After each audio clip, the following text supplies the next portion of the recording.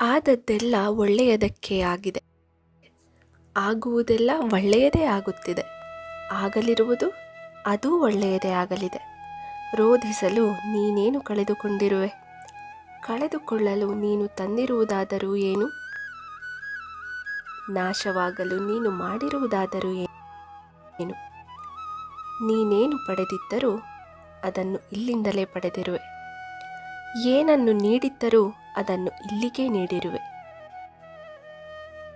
ನಿನ್ನೆ ಬೇರಾರದ್ದೋ ಆಗಿದ್ದದ್ದು ಇಂದು ನಿನ್ನದಾಗಿದೆ ಮತ್ತು ನಾಳೆ ಇನ್ನಾರದ್ದೋ ಆಗಲಿದೆ. ಪರಿವರ್ತನೆ ಜಗದ ನಿಯಮ.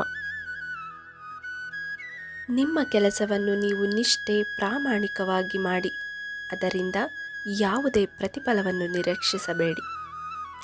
ಮನಸ್ಸಿಗೆ ಮದವೇರಿದಾಗ ಸ್ಮಶಾನದಲ್ಲಿ ತಿರುಗಾಡಿ ಬರಬೇಕಂತೆ, ಏಕೆಂದರೆ ಅಲ್ಲಿ ನಾನು ನನ್ನಿಂದಲೇ ಎಂದ ಎಷ್ಟೋ ಜನ ಮಣ್ಣಾಗಿ ಕಾಣಸಿಗುತ್ತಾರೆ.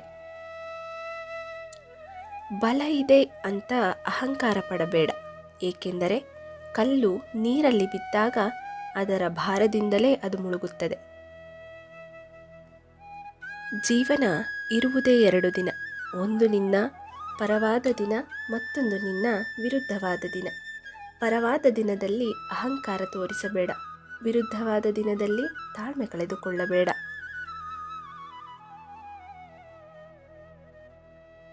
ಬೆಳೆದರೆ ಬೆಟ್ಟದಂತೆ ಬೆಳೆದು ದೃಢವಾಗಿ ನಿಲ್ಲಬೇಕು, ಇಲ್ಲವಾದರೆ ಪೆಟ್ಟು ತಿಂದು ಶಿಲೆಯ ಗುಡಿಯೊಳಗಿನ ದೇವನಂತೆ ಮೌನ ತಾಳಬೇಕು. ತಾಳ್ಮೆ ಕೆಲವೊಮ್ಮೆ ಕಹಿ ಅನಿಸಬಹುದು, ಆದರೆ ಅದರ ಫಲ ಯಾವತ್ತೂ ಸಿಹಿಯಾಗಿಯೇ ಇರುತ್ತದೆ.